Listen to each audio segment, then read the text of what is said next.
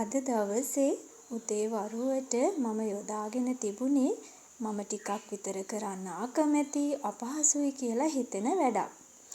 ඔන්න කොහොම හරි ඉතින් ඒ වැඩෙත් 90%ක් විතර අවසන් කරලා පුංචි වොෂ් එකකුත් දාගෙන මම දැන් එළියට ආවා.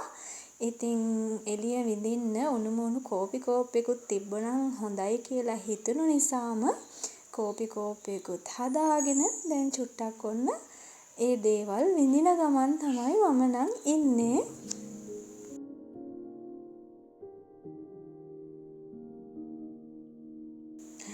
ඉතින් අපේ ගෙදර ප්‍රධාන දොර ළඟ මේ විදිහට චුටි මල් පැල ටිකක් තියලා මම ගොඩක් ලස්සන කරගෙන තියෙන්නේ.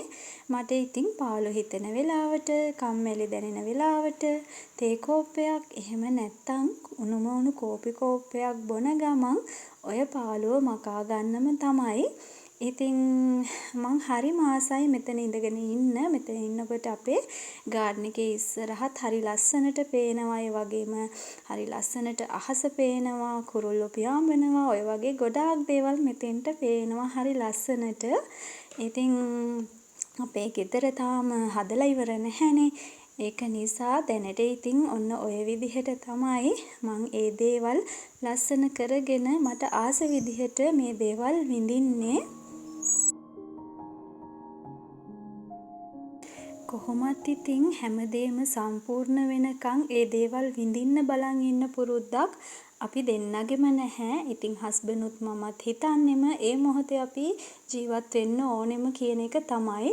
අපි ගේ හදලා එහෙම නැත්තම් ගාඩන් එක පිළිවෙලට ලස්සනට හදලා මේ දේවල් විඳින්න ඕනේ කියලා කවදාකවත් හිතන්නේ නැහැ. ඉතින් අපි පිළිවෙල කරගෙන තියෙන පුංචි දේ ඇතුලේ ඒ දේවල් තවත් ලස්සනට පිළිවෙලට කරගෙන ඒ මොහොතේ ජීවිතේ විඳින්න තමයි උත්සාහ කරන්නේ.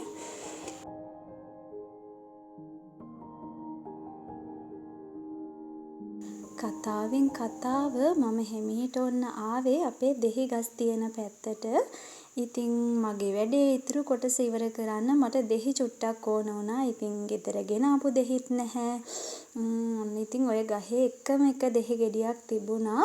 මොකද ඉතින් පහුගිය පෑවිල්ලට මේ දෙහි ගෙඩි ඔක්කොම හැරිලා ගියා. ඉතින් දැන් නම් ආපහු ඔන්න ඒ වගේ චූටි මල් හැදිලා චූටි ගෙඩි හැදිලා. ඉතින් හරිම ලස්සනයි මේ දවස්වල හැම ගහකම වගේ මල් පිපිලා චූටි ඉතින් පළදාවත් තියෙනවා. ඉතින් ওই දේවල් බලනවා විඳිනවාම තමයි ඉතින් මගේ දවස ගෙවෙන්නේ. ඉතින් මට චුට්ටක්වත් කම්මැලි කමක්වත් පාළුවක්වත් දැනෙන්නේ නැහැ මෙන්න මේ දේවල් නිසා.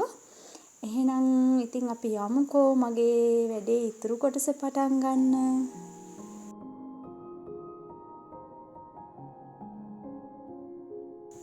ඔයාලා නම් ඉතින් තම්බනේල් එක දැකලා මේ වෙනකොටත් දන්නව ඇතිනේ අද මම මොනවා ගැනද කතා කරන්න යන්නේ කියලා. ඉතින් අපේ ගෙදර සතියකට වගේ ගේන මස් මාළු ටික පිළිවෙලට අසුර ගන්න විදිහ තමයි මම අද කතා කරන්න යන්නේ. ඉතින් මේ නම් දකින්නේ ඔයාලා ගොඩක් උදේම ඉතින් ගෙනල්ලා තිබුණු දේවල් ඒ වගේ අයිස් යන්න මම ටික වෙලාවක් එළියෙන් තියලා තිබ්බා. ඉතින් මේක නම් එච්චර ගැළපෙන වැඩක් නෙවෙයි. සාමාන්‍යයෙන් මස් මාළු ගෙනාවම ෆ්‍රීස් කරන්න කලින්ම ඒ ටික අහුර ගන්නව නම් තමයි හොඳ.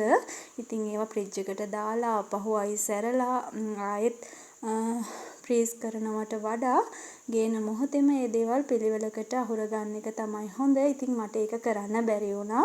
මොකද හස්බන්ඩ් ඒවා ටික මට ගෙනත් දුන්නේ ඉරිදා ගොඩක් රෑ වෙලා. ඉතින් ඒ වෙලාවේ වෙලාවක් නැති නිසා මම පහුවදාට ඒ වැඩේ තියාගත්තා.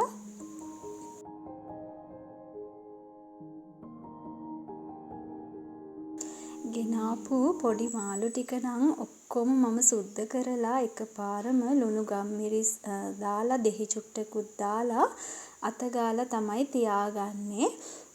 මේ මාළු නම් ඉතින් ගොඩාක් වෙලාවට බැදලා තමයි කන්නේ. හැබැයි ඉතින් මම නම් ගොඩක් ආසයි මේ මාළු ඇඹුල් තියල් කරලා කන්න. ගොඩාක් හොඳට හින්දලා හදාගත්තම මේ පොඩි මාළු හරිම රසයි. ඉතින් ඔන්න මම කොටසක් වෙනම අයින් කරගන්නවා. ඉතින් අද අපිට ඇඹුල් තියල් චුට්ටකුත් හදාගන්න. ඉතිරි මාළු ටික නම් මම වෙනම කියන්නේ අපිට අවශ්‍ය වේල් වලට බෙදලා වෙනම අහුර ගන්නවා. ඉතින් ඇත්තටම මේක හරිම ලේසි. අපිට දැන් මාළු ටික හදන්න ඕන වුණාම ආයෙව අල්ලන්නවත් ඕනේ නැහැ. මාළු ටික බෙදලා ගන්න විතරයි තියෙන්නේ. ඉතින් මේක නම් මට ගොඩාක් පහසුයි මෙහෙම කරලා තියාගත්තම. ඉතින් ඔන්න ඔය වගේ පුංචි ග්‍රොසරි බෑග්ස් වලට වේල් කීපයකට අවශ්‍ය ඒවා වෙනම දාලා තියාගන්නවා. එතකොට මට මේ එක ග්‍රොසරි බෑග් එකක් ගත්තාම එක වේලකට ඇති. ඉතින් ඔන්න ඔය විදිහට තමයි පොඩි මාළු ටික නම් මම අහුරගන්නේ.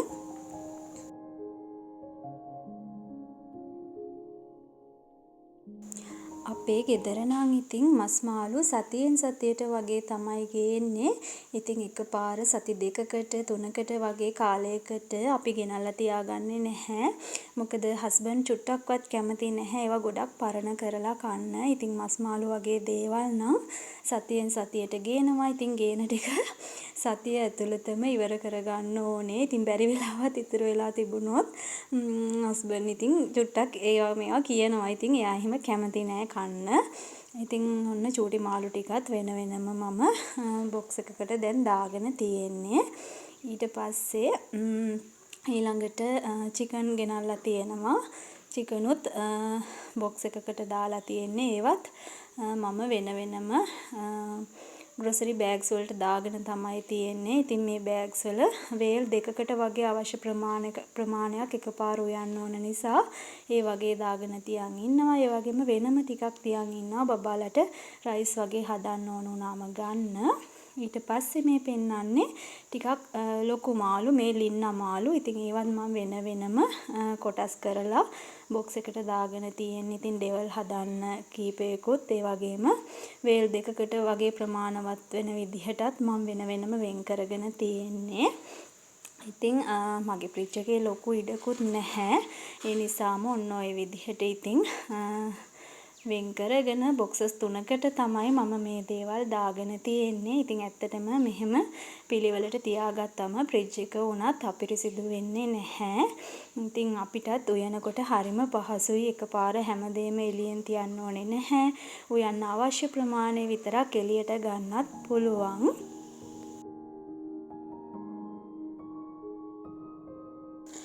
ඔන්න ඔය විදිහට අහුරගත්තු මස් මාළු ටිකයි ඊළඟට තව මම බිත්තර ගේනවා. කරවල ಜಾති දෙකක් විතර ගොඩක් වෙලාවට ගේනවා. බදින කරවල ගේනවා. බබාලා ගොඩක් ආස බදින කරවල කන්න.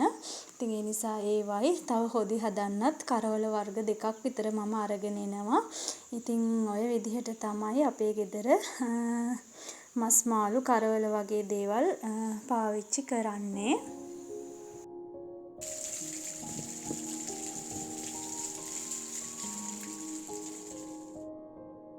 ඔන්න ඉතින් ඔය වැඩ ටික කර ඉන්න අතරතුරේ එකපාරටම ලොකු හුළඟකුත් ඇවිල්ලා ලොකු වැස්සකුත් වැස්සා. ඉතින් කොහොම හරි ඒ වැස්සත් එක්කම අපිට නම් ඔන්න පවර් කට් එකකුත් තියෙනවා මේ වෙලාවේ. ඉතින් චුට්ටක් විතර කරවලයි. ඒ නිසා මම වීඩියෝ කරන එක නැවැත්තුවා. ඉතින් ඊට පස්සේ මම අපේ ලන්ච් රෙඩි කරන ගමන් තමයි ඉන්නේ. ඔන්න ඉතින් අර පොඩි මාළු වලින් මම මාළු ටිකක් අරගෙන ඇඹුල් තියල් හදා ගන්නවා.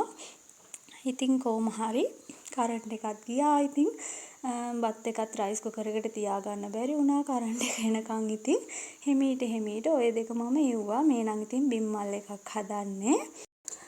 ඉතින් අදට මේ වීඩියෝ එක මෙතනින් නතර කරන්න තමයි හදන්නේ. මොකද අපිට ලයිටුත් නැහැ. මෙතනින් එහාට වීඩියෝස් කරන්නත් අමාරුයි. ඉතින් ලොකු වැස්සකුත් නිසා පොඩ්ඩක් ඉතින් මුළු ගෙහෙමත් අඳුරුයි. ඒක නිසා අදට මම ගිහිල්ලා තවත් දවසක ඔයාලට ලස්සන අලුත් vlog එකක් අරන් එනකන් ඔයාලා හැමෝටම තෙරුවන් සරණයි.